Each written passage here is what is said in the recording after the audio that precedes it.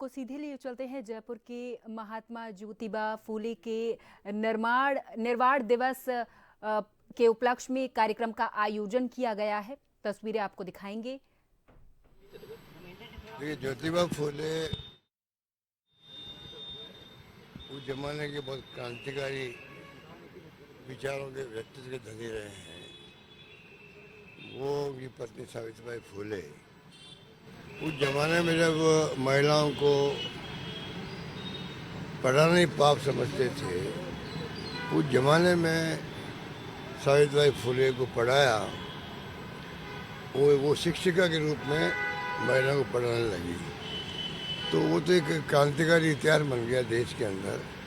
अब पूरा देश उनको याद करता है और करीब करीब सभी राजनीतिक पार्टियां आज उनका नाम लेने लग गई है। तो जो उनके विचार थे बहुत क्रांतिकारी थे उस जमाने के समाज सुधार के लिए भी।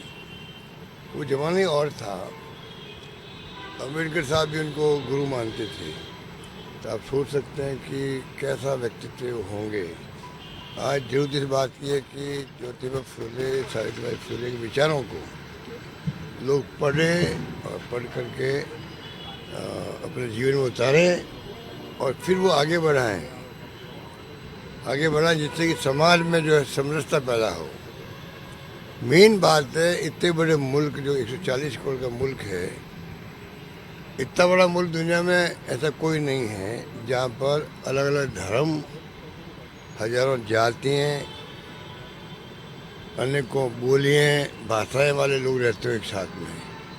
इतने बड़े कुनबे को, जो महान कुनबा है, उनको एक रखना, उनमें आपस में प्रेम मोहब्बत भाईचारा बना रहे, सद्भावना बना रहे, ये भाव पूरे देशवासियों में कूट कूट कर भरना जरूरी है और रहना जरूरी है। तब जाके मुल्क जो है दुनिया के अंदर सिरमौर बना रहेगा।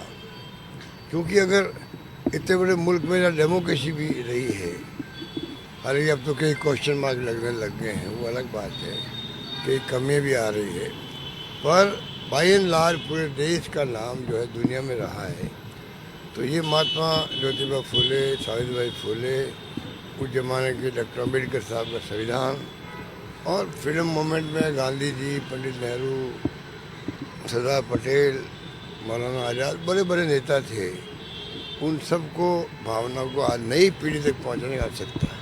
बैलेट पेपर से चुनाव कराने की मांग देश में जोर पकड़ने लगी है। ईवीएम को लेकर एक बार फिर से जो है सवाल उठेगा। बैलेट पेपर से देखिए, ईवीएम के बारे में मेरा मानना है कि सुप्रीम कोर्ट तक ये केस गया था पहले, 10 साल पहले। सुप्रीम कोर्ट ने आदेश दिया सरकार को, आप ईवीएम मशीन में वीवीपैट लगाओ। ये पहले वीवीपैट नहीं थी। वीवीपैट लगाने का आदेश सुप्रीम कोर्ट ने दिया था। क्यों दिया था? अगर मशीनें सब ठीक होती तो आप एक्स्ट्रा वीवीपैट लगा के आपने 15-20 हज़ार रुपये खर्च किए, जैसे सब मशीन पे वीवीपैट लगा है, मालूम पड़ता है कि किसको वोट दिया, आप स्लिप आ जाती है उसके अंदर। ये नौबत क्यों आई है? इसका मतलब सुप्रीम कोर्ट ने माना होगा। और सुप्रीम कोर्ट जाने वाले कौन थे? बीजेपी के नेता मिस्टर सुब्रमण्यम स्वामी थे, वो गए थे। सुप्रीम कोर्ट ने माना होगा कि ये मशीनें टेम्परिंग हो सकती है, छेड़छाड़ हो सकती है, तभी उन्होंने वीवीपैट लगाने का आदेश दिया होगा। वो लग गई मशीनें, वीवीपैट लग गई, तब भी आम लोगों के अंदर ये धारणा बन गई है कि ये मशीनें जो है टेम्परिंग हो रही है। तो वो 99% शाम को पोलिंग होने के बाद में ही उसमें अगर चार्ज रहती है बैटरी उसकी, वो भी एक क्वेश्चन मार्क हो गया। तो मेरा मानना है कि इतने बड़े डेमोक्रेसी के अंदर जब अमेरिका, इंग्लैंड और बड़े बड़े मुल्क जो हैं दुनिया के, वो अगर आगे हैं, पेपर बैलेट पर आगे हैं, पहले मशीन वहाँ भी आई थी, तो हमारे मुल्क में क्यों नहीं हम लोग जाएं उसके ऊपर, जिससे कि डेमोक्रेसी को मजबूत करने के लिए, लोगों का विश्वास कायम रखने के लिए आप उसमें बैलेट पेपर आ जाए, क्योंकि उसमें क्या है कि आजकल कई लोग वोट देने जाते ही नहीं हैं।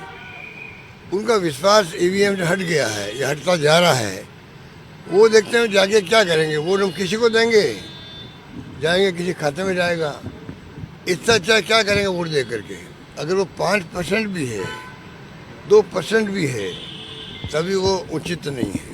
लेकिन मेरा मानना है कि जो हमारे मल्लिकार्जुन खड़गे साहब ने कहा है, राहुल गांधी जी कह रहे हैं कि भाई इस पर विचार करना चाहिए और पुनः जो है पहले की तरह पेपर बैलेट पे आना चाहिए। तो मेरा मानना है कि इस पर सरकार को आगे आना चाहिए, अपना प्रतिष्ठा का सवाल नहीं बनाना चाहिए। क्योंकि सरकार मानने के पहले कोई ज़माने में अडवाणी साहब लगा कि सभी लोग मांग करते थे कि आप ये मशीनें समाप्त करो ईवीएम की, पहले वो मांग करते थे। आज मांग करने की बात नहीं है, आज तो प्रत्यक्ष देख रहे हैं हम लोग कि आज हरियाणा के अंदर हर नागरिक कहता था कि चुनाव जीत रही कांग्रेस जीत रही है। बीजेपी वाले खुद भी कहते थे वो बीजेपी नेता मुझे कहीं मिले एयरपोर्ट पे, वो मांग के चलते थे कल जो परिणाम आएंगे उसमें आप भारी बहुमत जीत रहे हैं।